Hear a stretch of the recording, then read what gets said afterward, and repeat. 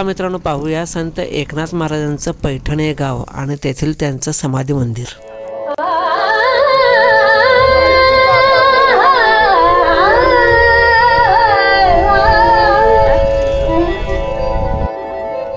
छत्रपती संभाजीनगर जिल्ह्यातील पैठण तालुक्याचे मुख्य ठिकाण पैठण हे छत्रपती संभाजीनगर पासून 50 किलोमीटर अंतरावर गोदावरी नदी तीरावर वसले आहे।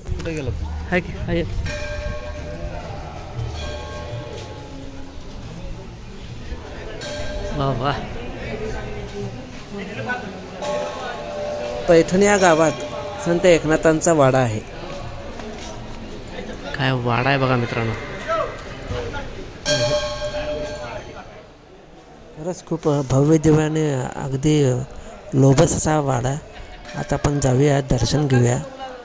खरंच डोळ्यांचं पारणं फिटलं आणि इथं आलेलंच एक वेगळं समाधान आहे मित्रांनो। अनाथांच्या नाथा तुझं नमो असं आपण अभंगांच्या माध्यमातून म्हणतोय।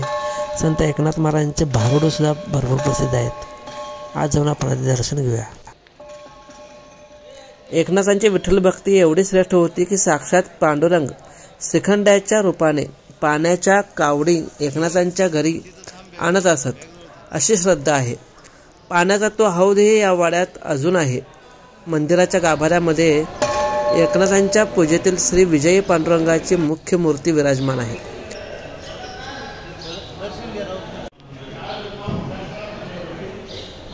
या वाड्याला आतलेनाथ आणि गावाबाहेर गोदावरीच्या नदीपात्रात ज्या ठिकाणी एकनाथांनी देह ठेवला त्या ठिकाणाला बाहेरचे नाथ असे गावकरी म्हणतात। हनुमंतराया तिथे एकनाथांचे समाधी मंदिर बांधण्यात आले आहे।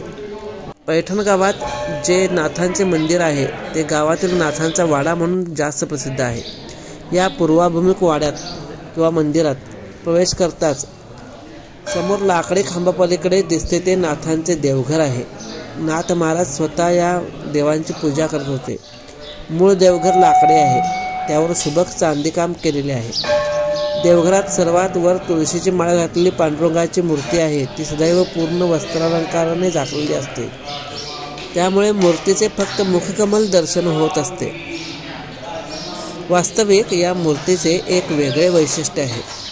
आपण सहसा पांडुरंगाची मूर्ती दोन्ही हात कमरेवर ठेवून उभा असलेला पांडुरंग पाहतो, पण या मूर्तीत पांडुरंगाचा डावा हात कमरेवर आहे तर उजवा हात कमरेवर आहे, पण समोरच्या बाजूला उघडणारा तळवा किंवा तळहात दिसतो, म्हणून त्याला विजयी पांडुरंग असेही म्हणतात। हे समोर दिसणारे सगळे देव नाथांच्या नित्यपूजेतले देव आहेत। हा विजयी पांडुरंग कसा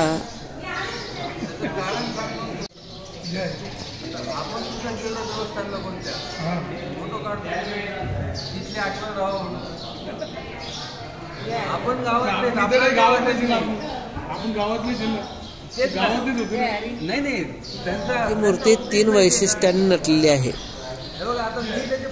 या वाड्यात प्रवेश केल्यानंतर डाव्या बाजूला रांजण आहे, ज्यात 12 वर्षे श्रीखंडाने पाणी भरले अशी आख्यायिका आहे। आज तो व्यवस्थित झाकून सुरक्षेखातर बंदिस्त केला आहे। हा नेहमीच्या रांजणासारखा नाही आहे, तर तो 21 फूट खोल आणि 1.5 फूट रुंद पूर्ण काळ्या दगडी पाषाणातले बांधकाम आहे। बुडात त्याच्या मधोमध गोमुख आहे, तिथून थेंब थेंब पाणी गोदावरीला जाऊन मिळते। कुठे मिळते हे मात्र अजूनही माहीत नाही। त्या काळचे स्थापत्यशास्त्र म्हणजे 450 वर्षापूर्वी बांधलेला हा रांजण आणि त्यावेळी ठेवलेले खाली छिद्र म्हणजे ज्या पाण्याला पर्क्युलेशन आहे, जे पाणी झिरपत राहते त्याला वर्षभर कोंडून राहिलेले पाणी खराब होत नाही।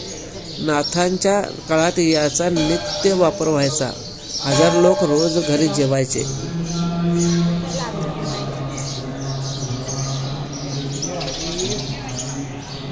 हेच गाव काय पैठणच काय पैठणच काय म्हटलं पैठणच काय म्हटलं गाव तुमचं गाव पैठणच काय म्हटलं आमचं का हां होय। हे विण्याचं कसं काय सेवा असते, किती दिवसातनं सेवा असते काय विण्याची विण्याची सेवा किती दिवसात नाही येते म्हटलं तुम्हाला 11 वर्ष किती दिवसात नाही येते सेवा का रोज रोज येत आहे 4 घंटे सकाळी 8 ते 10 संध्याकाळी 8 ते 10 सकाळी आरती 10, संध्याकाळी आरती 10.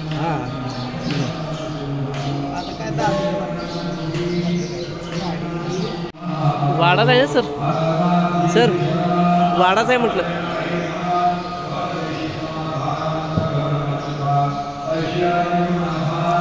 आजही जेव्हा हा रांजण स्वच्छ केला जातो, कोरडा करायला खाली जाणारे माणसं सांगतात की तिथे एकदम गार वाटते. खालच्या गोमुखातून हवा येते.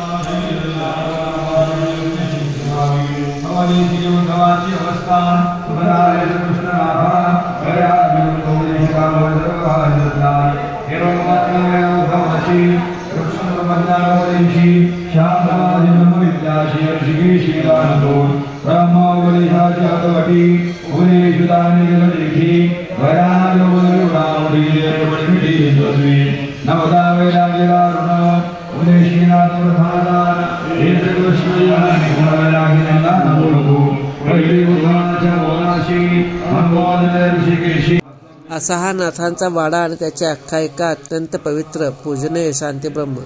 नाथांच्या जवळ काय मिळते तर परम शांती. शांतीचा उगमच त्यांच्यातून होतो.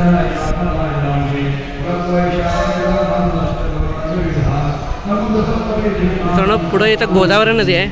गोदावरी नदी ना. सकल संतांचा हा राजा स्वामी एकनाथ माझा असे निळोबारायांनी म्हटलेले आहे. याची प्रचिती येथे आल्यावर येते.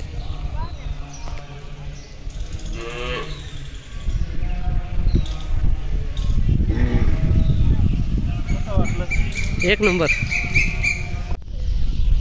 नाथांचे गुरु जनार्दन स्वामी आणि त्यांचे गुरु दत्तात्रय महाराज म्हणजे स्वतःच्या गुरुचे गुरु म्हणजे दत्तात्रय भगवान नाथांचे परम गुरु.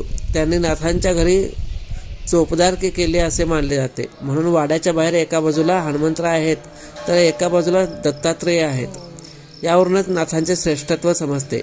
नाथ महाराजांचा जन्म शके 1533 तर निर्वाण 1599 झाले. त्यांच्या 66 वर्षांच्या आयुष्यातील 40 वर्षे वास्तव्य या वाड्यातले आहे. नाथ वाड्यात देवघरासमोर 2 खांब आहेत. त्यातला एक खांब पुराण खांब ज्याला टेकून नाथ प्रवचन सांगायचे, तर दुसरा आहे उद्धव खांब.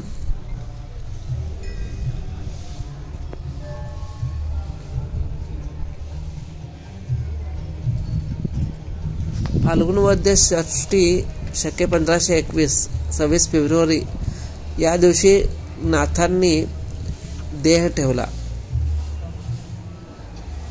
फाल्गुन वद्य षष्ठी हा दिवस एकनाथ षष्ठी म्हणूनही ओळखला जातो.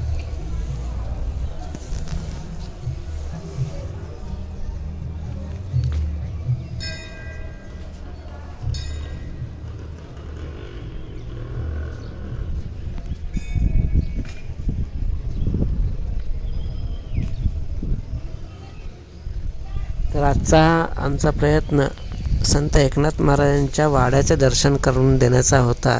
तुम्हाला कसा वाटला ते सांगा आणि लवकरात लवकर हे चॅनल लाईक आणि सबस्क्राईब करा.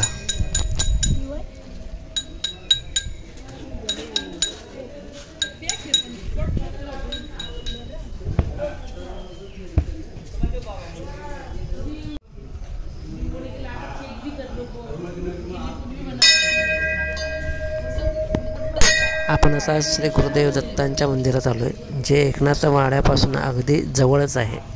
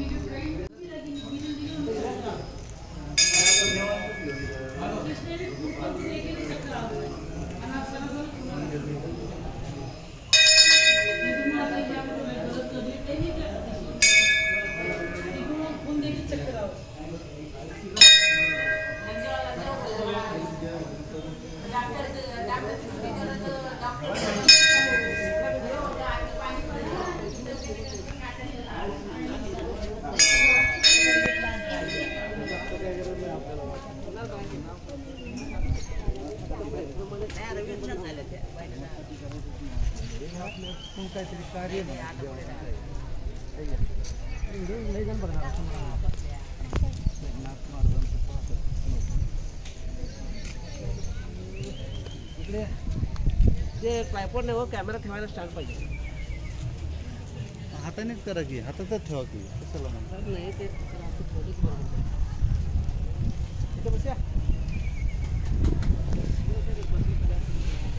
तिकडे चला की